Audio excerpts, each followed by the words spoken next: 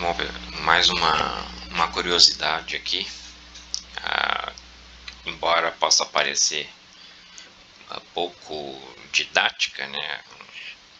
Uma curiosidade até cômica, mas ela, quando eu vi o formato dessa planta aqui, né, dos frutos dela, já me remeteu a essa ideia já, tá, de que alguma coisa estava por trás disso, né?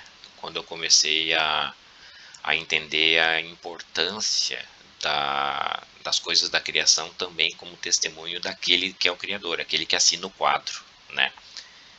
Então, porque as cores, o padrão de tinta e os pincéis usados, né, e a forma de retratar identificam o pintor, né? Quando tu olha um quadro dele, certo? Porque são características do caráter desse pintor, certo? Então, da mesma maneira, todas as paisagens que o nosso olho contempla na criação, nas coisas que foram criadas, né, elas estão estampando o caráter de quem criou, certo? Então, eu queria trazer um pouquinho só sobre o Carvalho, que é uma alegoria, né, é uma árvore, né, de grande porte, deixada como alegoria como uma boa representação do próprio Criador. Nos vídeos aqui eu tô buscando deixar o que eu chamo de testemunhos, né, que são as passagens ali em alguns textos escritos, né, que contribuem, servem como base primeiramente, né, mas também contribuem, concordam no que eu tenho entendido, né, e aí é o que eu falo nos áudios. Mas eu vou deixar agora nesse aqui, eu vou tentar deixar as passagens, embora não estejam aqui nesse mapa mental, mas as passagens da ocorrência, né, da presença do carvalho, dessa árvore nas escrituras, tá? As mais importantes, como o Abraão vivendo, né, e estabelecendo as suas tendas sobre os carvalhos de Manre, né? Por que essa proximidade com os carvalhos, né? O fato de Absalão.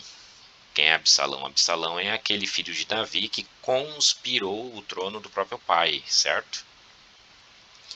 E conspirou o trono de quem o criou, né? E acabou morrendo preso pelos galhos de um carvalho, tá? Ou seja, como se o carvalho, essa árvore, que a gente sabe que a árvore física ela é inanimada, certo? Mas ali é como se os galhos dela estivessem segurando, tá? Prendendo esse usurpador do trono do pai, que, né, na figura de Absalão, lá na história, como se estivesse segurando o usurpador do trono do pai para ele ser dado a morte, porque afinal de contas os servos de Davi, que estavam ao encalço dele, né, acabaram transpassando ele com uma lança, tá, e matando ele ali, preso ao carvalho, certo? Então essas ocorrências, assim, eu vou botar ali os testemunhos para que vocês possam relembrar ou conferir, porque tudo isso contribui com a ideia do carvalho, que é um ancião de dias, né? Porque alguns carvalhos, algumas espécies podem viver mais de 2.000 anos, certo? Se a gente for considerar que o Messias é a encarnação, né? É o Pai que é espírito sob forma física, né? E se a gente for considerar que essa alegoria, essa forma física que ele tomou apenas para o sacrifício, foi sacrificado, venceu a morte, ressuscitou e nunca mais morreu, então isso significa que ele tem vivido por 2.000 anos, né? É claro que o Messias, mesmo a essência do Messias, do Verbo, o Verbo do Criador, a palavra dele já existia desde a fundação do mundo. O próprio mundo foi fundado por ele, na verdade, né? Mas, então, portanto, ele preexiste ao mundo, às coisas físicas criadas, né? Mas considerando apenas essa versão física dele, vamos dizer assim, né, que esteve entre nós há mais ou menos 2.000 anos, então a gente pode assumir que ele vive por mais de 2.000 anos, né, exatamente como Carvalho, certo? Ele é imponente, né, portanto tem grande estatura e tem como frutos o que se chama de bolotas ou glande. Glande é exatamente aquele termo na nossa anatomia, né, na anatomia humana, que faz referência à extremidade do órgão masculino, né, do pênis, né. E não é por acaso. Aqui eu tenho um artigo aí, né, que saiu disponível na internet, saiu aí em perfis que comentam sobre esses assuntos, né, confirmando isso, tá? De que a origem desse termo vem exatamente desse fruto do carvalho pela semelhança física aqui, tá? Com a extremidade do órgão masculino. E esse nome também vem disso, né? E aí, conforme eu já comentei até em outro áudio, se determinada característica assim, física, né, ela foi manchada, ela foi maculada com idolatria, com o paganismo, sobretudo grego e romano, tá? Mas também babilônico, enfim, né? Porque essa ideia surgiu na Babilônia, a mãe de tudo isso é a Babilônia, né? Quando isso aí ele é blasfemado para algum ídolo, como aqui está dizendo que o gênero da Nogueira tem o nome relacionado à glande de Júpiter, né? Ou seja, ao deus supremo da mitologia romana, o deus supremo dos romanos era Júpiter, o deus supremo dos gregos era Zeus, né? E isso aqui, eles olhavam para as árvores com esse tipo de frutificação e chamavam isso de glande de Júpiter. É óbvio, é claro, hoje para mim é escancarado que isso aqui é apenas uma perversão das coisas do Criador. Se eles perverteram, pode ter certeza que isso aqui tem um significado áureo e sagrado dentro das coisas de quem nos criou, tá? E não deu outra, né? Quando eu resolvi pesquisar, não deu outra.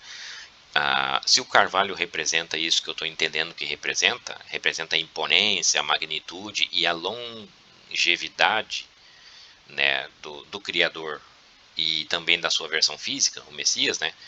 Os frutos deles são exatamente tem que se representar os circuncisos, porque é a circuncisão física que faz com que onde é que a circuncisão acontece? A física acontece na extremidade do pênis, certo? E é a circuncisão que gera ou que expõe o que? Isso aqui, a glande, né?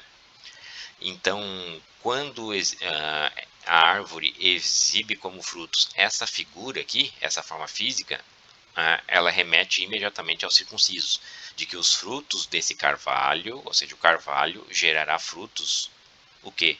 De circuncisão.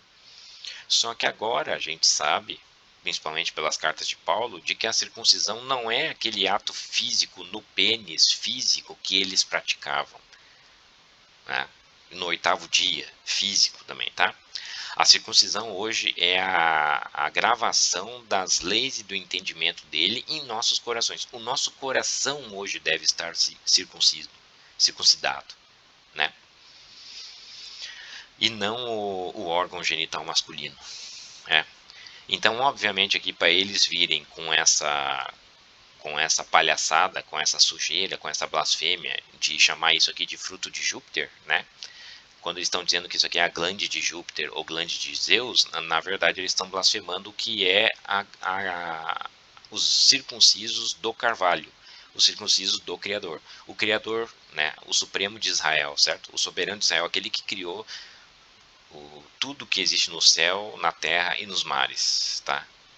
É desse que eles estão blasfemando, querendo atribuir isso a Júpiter ou a Zeus, que são ídolos mortos. Eles não existem, certo?